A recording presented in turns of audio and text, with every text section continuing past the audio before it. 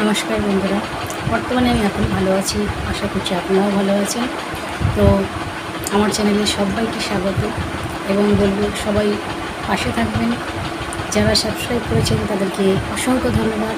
যারা করেননি, যারা আমার ভিডিও দেখেন কিন্তু আমাকে সাবস্ক্রাইব করেননি, তো একটু সাবস্ক্রাইব করবেন, করে পাশে থাকবেন, এটাই আশা করব।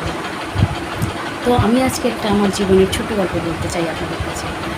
তো আমি যখন ছোট ছিলাম, 1 বছর বয়স, তখন আমার জ্বর এবং পায়খানা বমি হয় এবং সেই জ্বরে আমার একটা সাইড অর্থাৎ পা নিচের অংশ সেটা আস্তে আস্তে বিকলন হয়ে গেল। তো সেই সময় অনেক ওঝা বুদ্ধি বা ডাক্তার নিজের মায়ের মতন করে চেষ্টা করেছে। তো আমি আর আস্তে আস্তে হাঁটতে পারিনি বা ইমপ্রুভ করতে পারিনি। তো বন্ধুরা, এভাবে আমার দীর্ঘদিন নানান ধরনের ট্রিটমেন্ট চলে, এই হসপিটাল ও হসপিটাল, নানান ধরনের হসপিটাল। এবং জানেন তো মায়ের নানান ধরনের কবিরাজ বা টোটকা এই ধরনের তারা করে থাকে বা করেছে, তাদের মতো করে চেষ্টা করেছে। তখনকার যুগে যেরকম ব্যবস্থা ছিল সেরকম, আজ এ বলে একরকম, কালো বলে, মা তার মতোই সে নিজের মতো করে সন্তানের চিকিৎসা করার চেষ্টা করেছে। তো তবুও আমি আমার ভাগ্যকে মেনে নিয়েছি।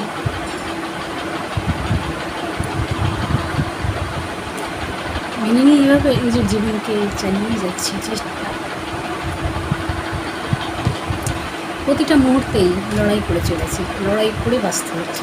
কোনোটাই সুস্থ স্বাভাবিকভাবে পাচ্ছি না।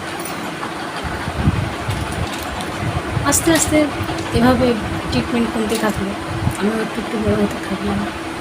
তো তখন আস্তে আস্তে আমাকে স্কুলে ভর্তি করালো। সবাই স্কুলে যায় কিন্তু আমি যেতে পারি না। সবাইকে দেখি স্কুলে যায়,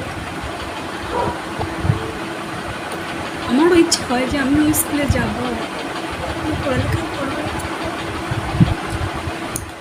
তো আমিও খুব বায়না করতাম যে আমাকে স্কুলে ভর্তি করে দাও, আমি স্কুলে যেতে চাই। তো তখন মা বাবা আমাকে প্রাথমিক প্রাইমারি স্কুলে ভর্তি করে দেয়।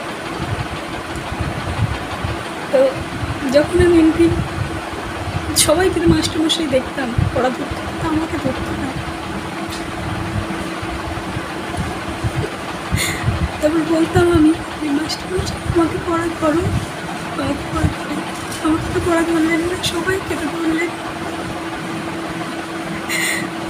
তো তখন আমাকে পড়া ধরতো না, বললে ধরতো না, তো বললে তবে ধরতো। যাই হোক, এভাবে আমি 1, 2 করলাম, 2-3 বছর এভাবে কাটলাম। তারপর